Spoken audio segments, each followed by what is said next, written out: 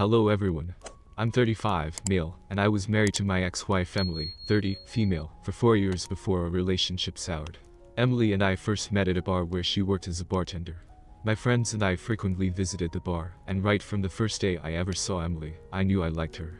She had some unmistakable charm that stood her apart from her colleagues. For weeks, I continued to go to the bar without saying anything to Emily or telling her how I felt about her. One evening, while we were at the bar, Emily was serving at a table next to us when a man made some uncomfortable gestures towards her, leaving her embarrassed. I stood up for her and asked the man to apologize to Emily. Few others who noticed it joined me in schooling that man. Soon, the security officials of the bar intervened and dragged that man out of the bar. Later that evening, Emily and her boss came to our table with a complimentary drink to thank us. I continued to visit that bar, and we soon became friends. From being bar friends, I asked her out on a date, and she agreed. Emily and I ended up dating for 1 year before we married. A few months before our marriage, I got Emily a better job. This way, she would no longer have to go to the bar. I did this because even while we dated, I still went to the bar with her, and I hated seeing how she was treated by other men there. I wasn't comfortable with the men glaring at her and checking her out, so with some friends' help, I got her a job as a waitress in a fancy restaurant. Emily could not get a good paying job because of her educational qualifications. She had completed high school and tried community college for a year, but she couldn't continue because she couldn't afford to sponsor herself. So she had to take a break and work. On my end, I worked as an assistant lecturer at the university where I was doing my master's. Because I loved Emily so much, her educational background did not matter to me. I'd even secretly put money aside for her college and planned to tell her when the money was enough.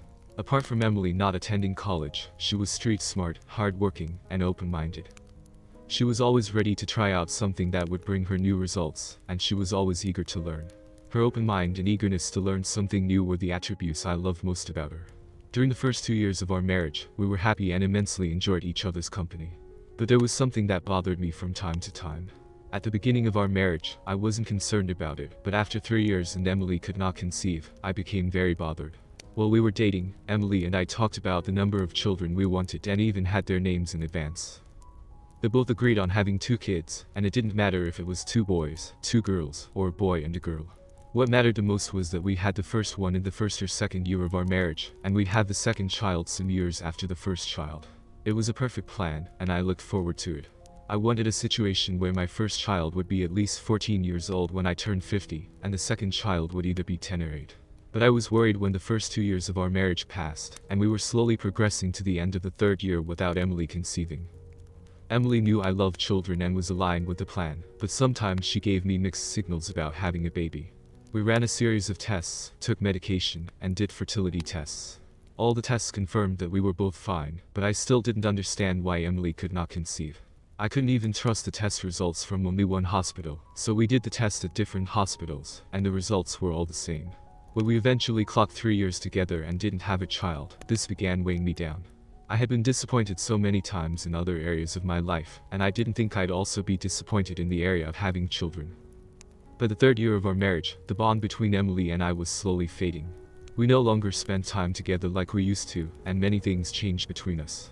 Most times, we couldn't even have a long conversation without me mentioning the things we would do together once we had a child, and this was a big turn-off for Emily. She started complaining that I was more concerned about the future than living in the present. Shortly after we accelerated our 3rd anniversary, I realized how distant we had become. I promised Emily that we would return to the couple we used to be, and I would no longer worry about children. I didn't want to miss the opportunity of growing with Emily. She was happy and explained that God gave children, and whenever our time comes, He would bless us with children. I knew she was right. As Christians, we both believed that God was the one who gave all the good things to men, including the children, and whenever it was time, He would bless us with kids. I also repeatedly told myself that not having kids did not mean Emily and I were not complete. And with this new consciousness and mentality, I stopped worrying about kids. I started looking for new ways to spice up my marriage and enjoy life with Emily. It didn't matter to me anymore if we had kids in the future or we didn't. I even nursed the idea of adopting a child later if Emily could not conceive.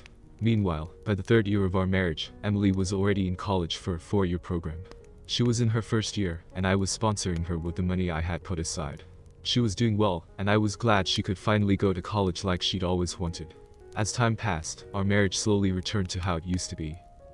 The only difference was that Emily and I were not as close as we used to be because we were both very busy. If she wasn't studying late at night, she'd come home late from work, and I was equally busy. Deep down, I knew a time would come when we'd be busy, and it didn't make a fuss about it. I tried my best to be a supportive husband. If I returned home early, I would make dinner for us, take out the trash, clean the house, and do other things to relieve her stress. On weekends, I would let her rest, and I'd clean the house, shop for groceries, or do the laundry and cook. Then in the evenings, we'd go out to have fun or drive around the city.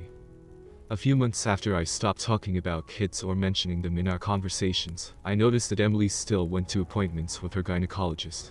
She visited him at least once a week, which was even more than she did before. I wanted to ask her about it, but I knew why she was visiting her gynecologist, and it would be stupid and insensitive of me to ask her. So, I didn't ask. I believed that she wanted to do things at her own pace, and if she was still visiting her gynecologist, there was nothing wrong with that. In fact, I was impressed that she didn't stop seeing him just because we stopped talking about kids. This enhanced our intimacy. In our early days of marriage, we used to do it 2 or 3 times a week. After our repeated attempts at conceiving failed, we would go a whole week without doing it. But after Emily became more serious with her gynecologist, she'd make us do it at least once or twice a week, and they were mainly on the days she returned from her appointments.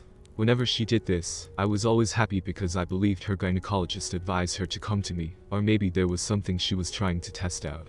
For once, I never questioned her. I was available for her whenever she wanted it. Aside from me thinking that Emily wanted us to have babies, the increase in her intimacy helped to bond us more, and our relationship improved. For months, things continued like this. Also, the more we got intimate, the more my hopes for having a child increased. Although I never mentioned it to her, I was hoping one day she would come with excitement and tell me she was pregnant. But that never happened. I'm also glad it never happened. If I had not discovered the truth just at the right time, I would be raising another man's child now. Throughout the months Emily had been visiting her gynecologist, I never knew she was cheating on me and having an affair with the same gynecologist I respected. He was in his late 40s, and I was even thinking of paying him a visit to thank him for consistently standing by Emily. He was referred by one of her aunts who could not conceive for years, but with the gynecologist's help, she finally conceived and bore a child. 2 weeks ago, I discovered something fishy. I was in the bedroom, struggling to sleep that evening. That day, I was so exhausted from work all day, I couldn't even make dinner or do what I usually did. So, I went straight to our bedroom, took off my clothes and shoes, and jumped in bed. Before Emily returned home, I had fallen asleep, but the sound of her car as she drove into the driveway woke me up. I was utterly awake because I'm a very light sleeper, but my eyes were still shut. When Emily entered the room, I'm guessing she thought I was asleep, so she continued muttering on her call, and while hanging up, she said, "I love you, see you tomorrow after work." I froze in bed and wondered who she was talking to. I knew it wasn't any of her siblings or parents because Emily did not express her emotions like that. I remained in bed while she went to make some dinner, and approximately 35 minutes later, I came out of the room and pretended as if I had just woken up. I knew Emily was smart, so I had to stay that long in the room, so she wouldn't think or suspect I heard her conversation. I intended to wait for her to fall asleep, and then access her phone to see who she was talking to. Honestly, I didn't care if she was talking to her best friend or another female. I wanted to be sure she was not cheating on me or doing anything behind my back. Later that night, after Emily slept and snored, I accessed her phone. The last number she called was her gynecologist. I did not want to believe it when I saw it, so I went through her text messages and WhatsApp chat. She was not a social media person, and aside from LinkedIn, where she was building a professional brand, the only social media app she had was WhatsApp. As I went through her WhatsApp, I noticed she chatted more with her gynecologist than she chatted with me. In fact, we barely chatted at all. Our WhatsApp conversation was filled with different grocery lists. We used it to list the items we needed at home, so either of us could stop and shop for them on our way back home from work. As I scrolled through her chat with her gynecologist, my heart sank. They had been seeing each other for months. They exchanged intimate messages, pictures, and even planned their next dates. I was devastated. I couldn't believe that Emily, the woman I loved and trusted, was cheating on me with her gynecologist. The same gynecologist I respected and was even thinking of thanking for his support. The chat history revealed that they had been seeing each other even before I stopped talking about having kids. It was clear that their relationship was not just professional but deeply personal. I felt betrayed. Every time she came back from her appointments and was intimate with me, it was not because she wanted to try for a baby, but because she had just been with another man. The realization hit me hard. All the times I thought she was trying to conceive, she was actually with him. I felt like a fool. I had been played, and everything we had worked for was a lie. She wasn't even afraid I could stop her college sponsorship because of her infidelity.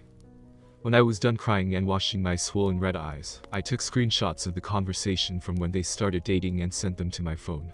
Then I cleared every trace that I touched her phone. I spent the rest of the night reading countless stories from the Reddit community who had encountered similar situations. The following morning, when she woke up, she asked me why my eyes were so swollen. I told her I was watching a very emotional movie all night and ended up crying. She just laughed at me and didn't say anything else. She didn't know I knew, and I didn't act like anything else was off. Even with all I had seen on her phone, I still wanted to see with my eyes that Emily was cheating on me with her gynecologist. So that evening, I left work early, drove to the fancy restaurant she worked at, and parked 2 houses away from the restaurant. I knew she didn't have classes that day because she told me before she left the house in the morning. Around 7 p.m., Emily finished her shift, and I watched as she got out of the restaurant and entered her car. She drove off immediately, and I tailed her to the hospital. I waited for her to park in the hospital's parking lot and go into the hospital. Once she was in, I parked too and waited for some minutes before I entered the hospital. It turned out that she had an appointment booked with her gynecologist. I had to tell the receptionist that I was Emily's husband. I lied that she had left her phone in the car and wanted to give it to her before leaving. It was the only intelligent and believable lie I could come up with. So, the receptionist directed me to the gynecologist's office, and in no time, I was on the floor. I knew what was going on between Emily and her gynecologist. I knew our marriage would never remain the same after that day. So, before I boldly burst them, I turned on my phone's video recorder, and without making a sound or knocking, I opened the door and walked in. As I had expected, Emily was lying on those long chairs that had been adjusted down, and she and her gynecologist were doing it during hospital hours. I ensured to record it so that she or the judge didn't dismiss my case, saying that it was an examination or something because a gynecologist does access private parts. Immediately I opened the door, and Emily saw that I was the one. Her face turned pale, and she pushed the gynecologist away. The gynecologist was scared and confused at the same time, and when Emily told him I was her husband, he froze. I didn't make a scene or yell. I stood by the entrance of his office, recorded the video, and walked out. The reaction confirmed that there wasn't any examination going on, but a foul business. Emily ran after me, half naked, when I got into the elevator taking me to the ground floor. She stood there and begged me to listen to her. Her voice was so loud, and people were already coming out of their rooms and offices to see what was happening. I had to fake a smile with the secretary on my way out, and I drove home. When I got home, I texted her and told her not to bother coming home, and that was it. I changed the locks of my house. For 2 weeks, Emily has not come home, but she has been blowing up my phone with calls and messages. I did that because I wanted to clear my head. Apart from posting this here, I haven't told anyone about her cheating yet, and it's eating me up from the inside. I have decided that I do not want our marriage again, but before we divorce, I want to punish her and let her feel the pain she put me through. I'm so confused right now, and I don't know what to do. Any suggestions would be appreciated. Thank you. Update 1. Hello everyone, thank you for your comments and for your suggestions. I'm still shocked that Emily could do this to me after everything I did for her. Emily was always my priority, and I put her needs before mine. I should have taken so many expensive courses to help improve myself, but I didn't take them because I wanted Emily to attend college. I pushed all my savings to sponsor her. I'm still deeply hurt, and I don't think I'll ever get over the pain she has caused me. So, someone here commented that I play with her a bit and make her publicly humiliate herself before I serve her the divorce papers. I think it's the best thing to do, and I have also decided to withdraw all my support from her education. If she wants, she can continue college with her peanut earnings. It's not my business anymore. 3 days ago, I took Emily's call after weeks of not talking to her. When I did, she started crying on the phone and pleaded with me to at least let her come home, so that we could talk. I knew she would ask for this, so I told her to come over. She came over 15 minutes after we ended the call, and I let her in. I didn't want it to look like I was pretending, so I expressed my feelings and disappointment calmly, and she went to her knees and apologized to me. She said that she didn't know what came over her, and that it would never happen again. She even promised to stop seeing any gynecologist alone if I gave her a second chance. She said that the gynecologist had manipulated her into all these things by saying that I was impotent, and she had to take his help to get pregnant. I questioned her why she didn't discuss this with me when the gynecologist first planted this idea into her mind. She said the doctor had told her not to tell me because it would hurt my male ego. A part of me wanted to believe her, but I also knew that she was not that naive to fall for such a trap. I'll admit that I cried again that day. Seeing her brought back the pain I had that day when I caught her in the act. After she begged for forgiveness, I told her I would only forgive her and take her back if she confessed her cheating to both our parents and how I caught her. When she heard that, she paused, looked at me for a while, then started crying again. She asked if there was no other way, and I told her that it had to be the only way. I thought she would say no, but she didn't. She said she would do anything to restore the relationship we have. We picked a date to go to her parents' house and my parents' house for dinner. After that, we'll gather all her important friends, and she will tell them herself how much of a horrible wife she has been. This is the best way to punish her for what she did to me. I'll make another update soon, and I cannot wait to see the expression on her face when I serve her the divorce papers. I have already contacted a lawyer, and he is currently processing them. Update 2.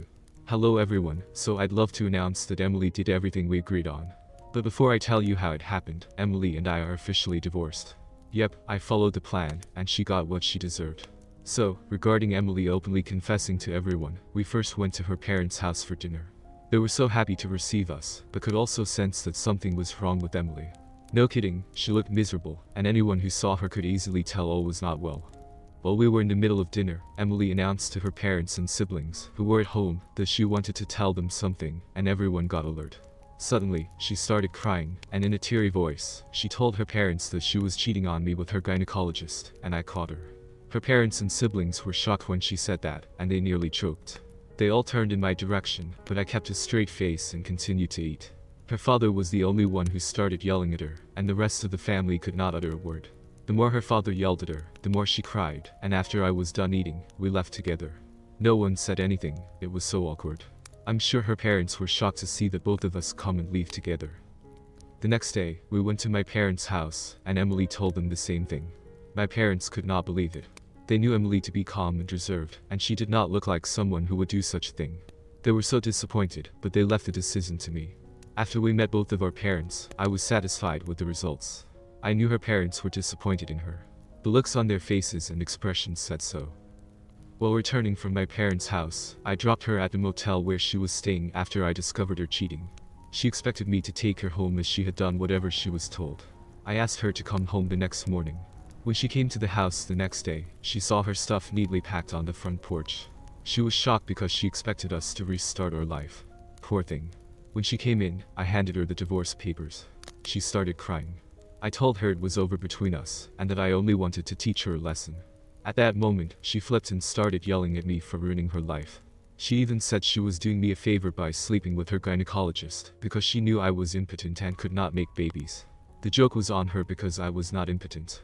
Despite her, I asked her why she had not conceived yet since she was so fertile, and that got to her. She was so pissed, and she started throwing things at me. I angrily kicked her out of my house, and we officially divorced a week later. As for the gynecologist that slept with Emily, I sent the screenshots and video I recorded to the hospital authority.